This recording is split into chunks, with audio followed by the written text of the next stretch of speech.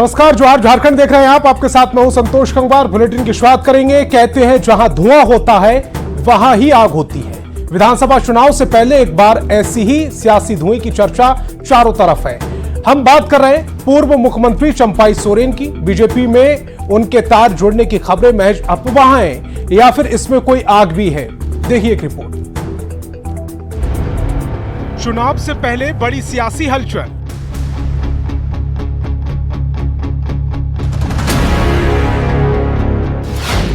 क्या जेएमएम में होगी बड़ी टूट? चंपाई के नाम पर चमक उठी सियासत। हम जहां पर वहीं पर है, ठीक है, बाद में आप लोग को बताएंगे।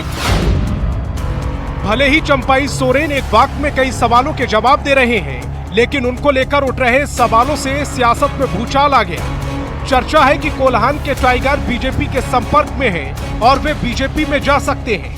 लेकिन शुक्रवार से शनिवार तक जब भी चंपाई सोरेन से पत्ता खोलने को लेकर सवाल किया गया, हर सवाल का एक ही जवाब मिला, मुझे कुछ नहीं पता। क्या दिमाग फैल रहा है नहीं रहा है ये हमको कोई पता नहीं है ना। तो खबरों में कितनी सच्चाई है जो आप अपने अगर आपके जुबान हमको खबर ही पता नहीं तो सच्चाई सच और झूठ का कहां से हम आकलन करेंगे, हमको कुछ पता नहीं है। राजनीति में कई बार सवाल और जवाब दोनों हैरान करते हैं। चंपाई सोरेन के नाम पर सियासी भूचाल मचा है और उन्हें कुछ पता ही नहीं। इसके पीछे एक बड़ा आधार उन्हें मुख्यमंत्री की कुर्सी से हटाने के तरीके को भी बताया गया है। दावा तो यहां तक किया जा रहा है कि संथाल की लड़ाई का मुकाबला बीजेपी कोल्हान के हथियार से लड़ेगी। इसी बीच बीजेपी विधायक सीपी सिंह का इशारों ही इशारों में दिया गया बयान भी बहुत कुछ कहता है। आज यदि कोई कह रहा है कि मैं जहां हूं वहीं रहूंगा, वो गारंटी देता है, इसका अर्थ यह नहीं है कि उसकी गारंटी सफलीभूत होगी। जा भी सकता है वो, क्योंकि राजनीति में अब कौन कब कहाँ जाएगा ये कहना बड़ा मुश्किल है। चंपाई सोरेन के पाला बदलने की अटकलों ने जेएमएम को असहज कर दिया है और बचाव में उतरे नेता इसे बीजेपी के आईटी सेल की उपज बता रहे हैं। बीजेपी आईटी सेल के दिमाग की उपज है। कैसे दिग्भ्रमित करें, गलतफहमी पैदा करें पार्टी के अंदर, कैसे एक दूसरे में मतभेद पैदा करें, यही उनका उद्देश्य है। वो इस तरह के नहीं हैं चंपे बाबू। अब कहाँ से आओ, अखबार में पढ़ा मैंने, मुझसे पूछा गया क्या जा रहे हैं आप, दूसरी पार्टी बदल रहे हैं? तो उन्होंने कहा कि मैं तो सामने हूँ, कहाँ बदलूंगा मैं। तो ये अफवाह उड़ाया जाता है। राजनीति के जानकार भी मानते हैं कि पॉलिटिक्स में कुछ भी असंभव नहीं और इस तूफान के पीछे चंपाई सोरेन के दिल में छिपी पीड़ा का तर्क दे रहे हैं। लेकिन विशेषज्ञ ये भी आगाह कर रहे हैं कि चंपाई सोरेन को बीजेपी मुख्यमंत्री कभी नहीं बनाएगी। चंपाई सोरेन जी के अंदर यह कुंठा होगी कि वो मुख्यमंत्री बनाया गया उनको, और हेमंत सोरेन जी जो है जेल से निकलने के बाद तुरंत उनको हटा दिए। ये कुंठा कहीं उनके मन में होगी, वो पीड़ा कहीं होगी तो वो छलक सकती है, नहीं भी छलक सकती है। अब भारतीय जनता पार्टी के किन नेताओं से उनकी क्या बात हुई है, किस स्तर पर बात हुई है, ये भी तो है कि चंपाई सोरेन अगर भाजपा ज्वाइन भी करेंगे तो उनको मुख्यमंत्री तो बनाएगी नहीं भारतीय जनता पार्टी। चंपाई विक्षुब्ध हैं और नाराज भी, इसमें कहीं कोई शक नहीं, क्योंकि कई राजनीतिक मंचों से चंपाई अपनी भावनाओं को जाहिर भी कर चुके हैं। ऐसे में सवाल यह उठ रहा है कि क्या वास्तव में चंपाई एक समर्पित कार्यकर्ता भर हैं या फिर एक महत्वाकांक्षी नेता भी। कुल मिलाकर अब इस अफवाह में कितनी आग है ये आने वाला वक्त बताएगा। संजय कुमार सिन्हा, न्यूज़ 18, रांची। और विधानसभा चुनाव की दहलीज पर खड़े झारखंड की राजनीति में एक बार फिर से हलचल तेज है। कल तक जहां चंपाई सोरेन और लेविन हेम्ब्रिज के बीजेपी में जाने की चर्चा थी, आज लोबिन हेम्ब्रम और चंपाई सोरेन की मुलाकात ने कई सवाल खड़े कर दिए। लोकसभा चुनाव में पार्टी लाइन से बाहर जाकर चुनाव लड़ने पर जेएमएम लोबिन हेम्ब्रम को बाहर का रास्ता दिखा चुकी है, जिसके बाद लोबिन बीजेपी की तरफ बढ़ रहे हैं और वे इसकी पुष्टि भी कर चुके हैं। जबकि चंपाई सोरेन लगातार बीजेपी में जाने के सवाल को टालते रहे हैं। ऐसे में इन दोनों की मुलाकात को लेकर कई सवाल उठ रहे हैं। अरे लोबिंदा से क्या बातचीत हुई? वो ऐसे आया था, हमसे भेंट किया।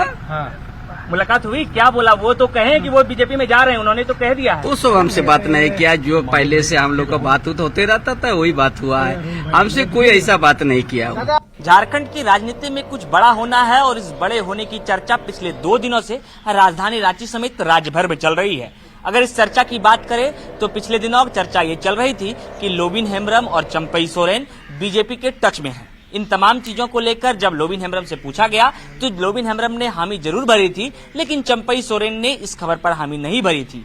आज शाम ढलते ढलते लोबिन हेम्ब्रम और चंपई सोरेन की मुलाकात हो जाती है। यही वो गाड़ी है जिससे लोबिन हेम्ब्रम ने चंपई सोरेन से मुलाकात की है। चंपई सोरेन के आवास पर मुलाकात हुई है और इस मुलाकात के बाद लोबिन हेम्ब्रम कुछ भी कहने से मना कर रहे हैं, लेकिन चंपई सोरेन ने कहा है कि ये बातें सिर्फ औपचारिक रूप से मुलाकात हुई थी, कोई अन्य बातें नहीं हुई हैं। लेकिन सवाल ये होता है कि एक ऐसे झारखंड मुक्ति मोर्चा के नेता जिसे पार्टी ने निष्कासित कर दिया हो, आखिर वो झारखंड मुक्ति मोर्चा के ऐसे चेहरे जो कोल्हान के बड़े चेहरे माने जाते हैं, उनसे मुलाकात करने क्यों गए थे? अगर उनसे मुलाकात करने गए थे तो चीजें स्पष्ट क्यों नहीं हो पा रही हैं और लोबिन हेम्ब्रम इन चीजों पर कुछ भी स्पष्टता से क्यों नहीं कह रहे हैं? हालांकि चंपई सोरेन ने भी भाजपा में शामिल होने की खबरों को खारिज नहीं किया है। चंपई सोरेन ने अपने बयान में कुछ भी स्पष्टता के साथ नहीं कहा है और ये तक नहीं कहा है कि हम भाजपा में शामिल नहीं हो रहे हैं। उन्होंने कहा कि ऐसी कोई भी खबरें हमारे पास नहीं है, इसलिए हम इस पर कुछ भी नहीं कह सकते। लेकिन सवाल फिर से वही होता है कि लोबिन हेम्ब्रम ने चंपई सोरेन से मुलाकात क्यों की है? कैमरा पर्सन प्रभाकर के साथ गौरव झा, न्यूज़ 18 रांची। और पूर्व मुख्यमंत्री चंपई सोरेन और लोबिन हेम्ब्रम की मुलाकात पर भाजपा सांसद आदित्य साहू ने कहा है कि जेएमएम कांग्रेस डूबती नाव हो चुकी है और सभी को बीजेपी में अपना भविष्य सुरक्षित दिख रहा है। मिलना जुलना राजनीतिक क्षेत्र में, सामाजिक क्षेत्र में लगा रहता है। ये मुझे लगता है कि आपसी विचार विमर्श के लिए मिले होंगे। देखिए, आज के दिन में सभी लोग जानते हैं कि झारखंड मुक्ति मोर्चा और कांग्रेस डूबती नहीं है, उसमें सवार होना कोई नहीं चाहता है। और जिस यदि किसी का भविष्य है तो भारतीय जनता पार्टी का है। और चंपई सोरेन को लेकर उठे सियासी बवंडर के बीच उनसे लोबिन हेम्ब्रम की मुलाकात पर बार पलटवार शुरू हो गया है। कांग्रेस जहां इस मुलाकात को सामान्य बात बता रही है, वहीं बीजेपी इस मुलाकात को लेकर लोबिन हेम्ब्रम की तारीफ कर रही है। और जब एक पार्टी का नेता एक मंत्री से मिलता है, एक विधायक अपने मंत्री से मिलता है, बहुत तरह की बातें होती है, विकास की भी बातें होती है, और इसे लेकर के गलत अटकलें लगाना ये उचित भी नहीं है और ये मुनासिब भी नहीं है। दोनों झारखंड मुक्ति मोर्चा के पुराने लोग हैं।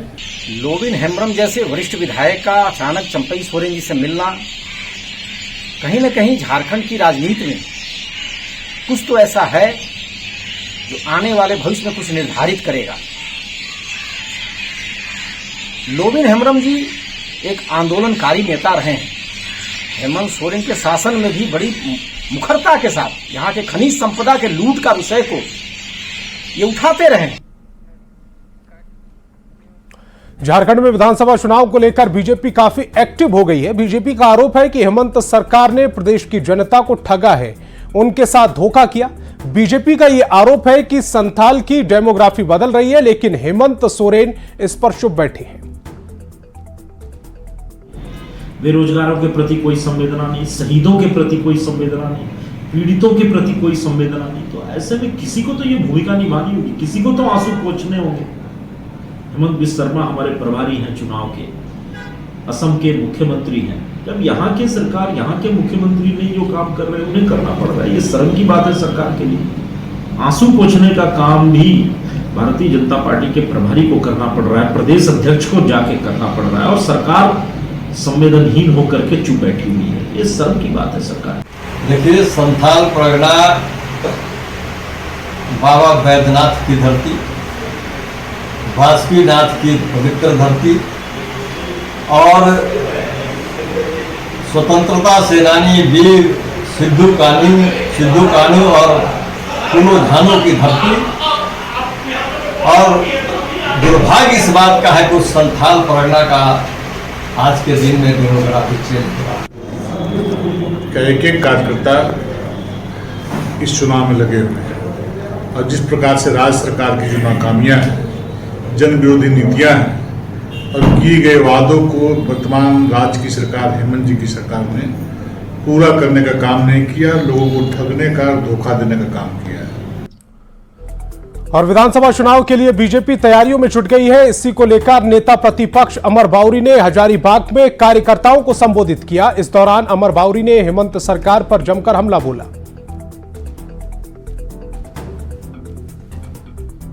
अब वो प्रलोभन देना चाहते हैं, लोभ देना चाहते हैं। लोगों को ऐसा लगता है कि अपने सारे जो उनके खामियां हैं, जो उनका फेल्योर है, उसको हम 1000 रुपया दे करके हम उसको ख़त्म कर देंगे।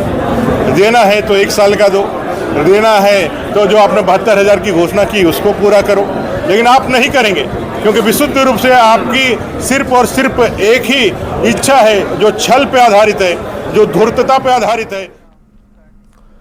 झारखंड के नए प्रदेश अध्यक्ष केशव महतो कमलेश ने पदभार संभालने से पहले ही बड़ा दावा कर दिया है। दिल्ली में न्यूज 18 से बातचीत में केशव महतो ने कहा है कि विधानसभा चुनाव में उनकी पार्टी 34 सीट पर दावा करेगी, क्योंकि पिछले चुनाव में उनकी पार्टी 31 सीट पर चुनाव लड़ी थी। केशव महतो ने चुनाव में बीजेपी से चुनौती के सवाल पर कहा कि लड़ाई में बीजेपी कहीं नहीं है।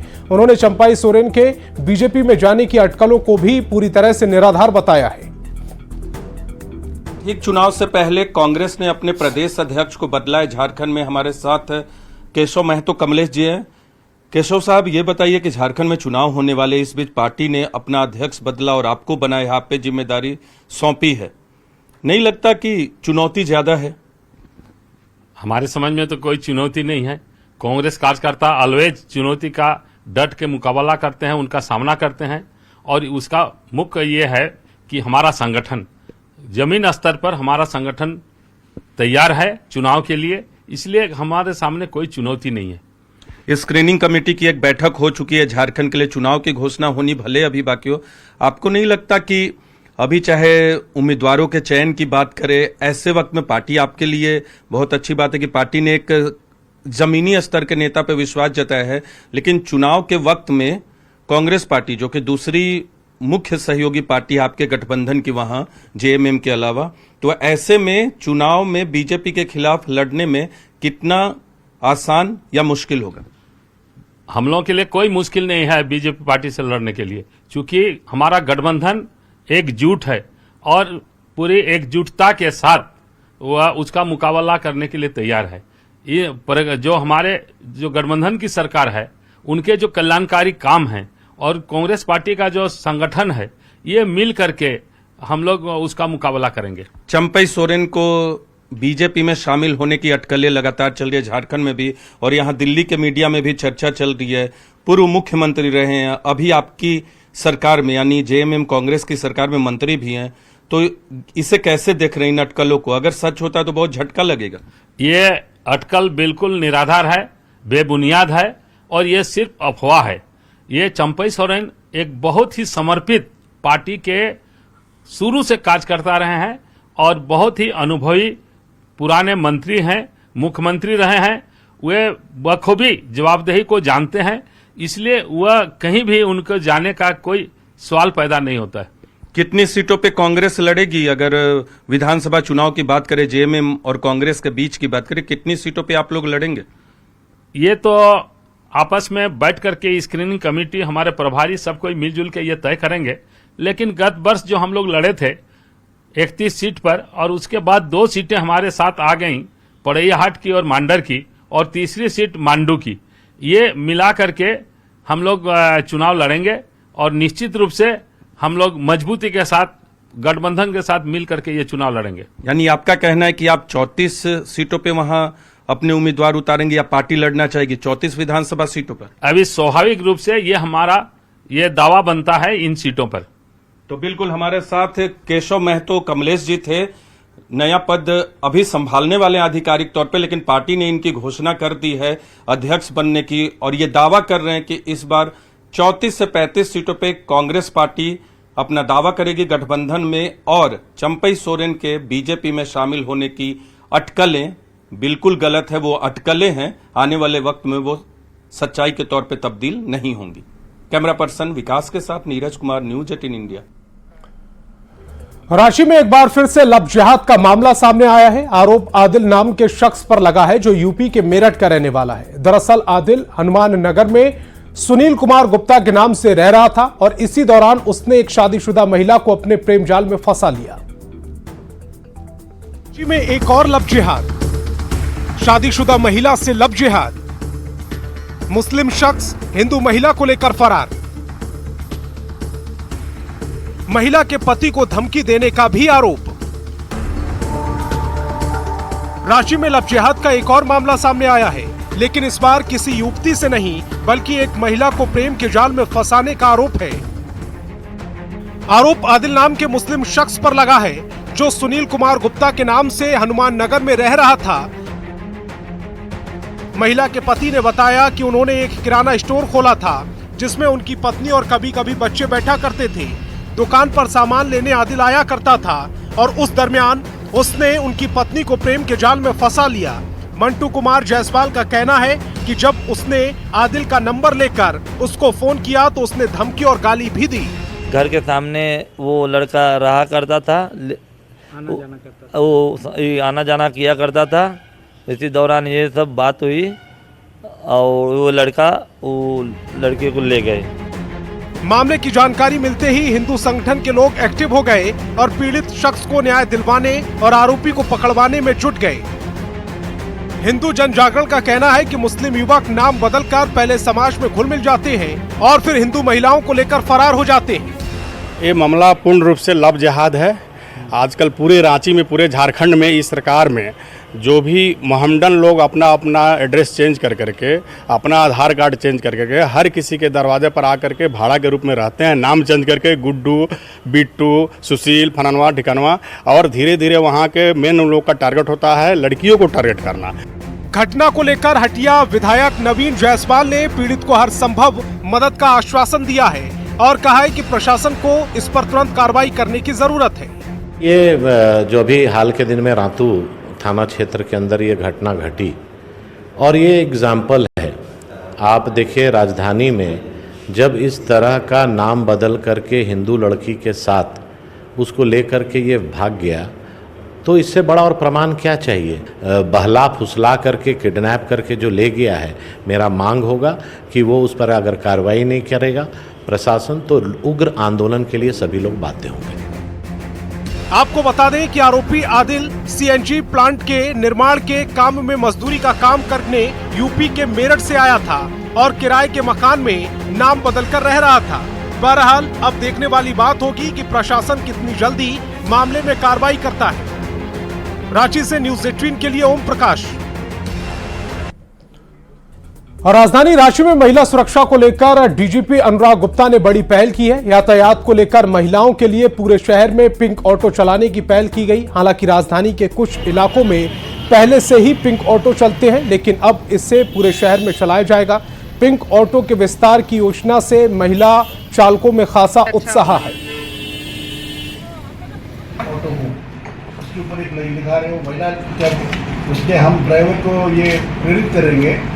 मैं दो बातें कहूँगा कि उसके ऊपर आप लिखवाइए कि ये ऑटो महिलाओं के लिए सुरक्षित है, ऐसा एक, ताकि ड्राइवर को ये लगे कि हाँ मैं मेरा ये मेरी पैसेंजर नहीं है, ये मेरी एक वो है, इसकी मेरी एक ड्यूटी है कि इसको मैं सुरक्षित यहाँ से उठा करके वहाँ तक पहुँचाऊँ, ये मेरी ड्यूटी है। हम लोग समय से वहाँ स्कूल का समय रहेगा उस समय वहाँ चल जाएंगे, फिर अपना ही चल कर रूट में रहेंगे सब तरफ। इससे महिला सुरक्षित रहेगी। महिला सुरक्षित रहेगी, लेकिन ये भी है महिला लोग नहीं बैठते हैं। बहुत अच्छा सोच रखे हैं। अगर ऐसा होता है तो और लोगों को रोजगार भी मिलेगा और कॉलेज में या आम पब्लिक को भी थोड़ा सहायता मिलेगा और रोजगार के साथ साथ जो लोग चलते हैं उनको सुरक्षित महसूस होगा।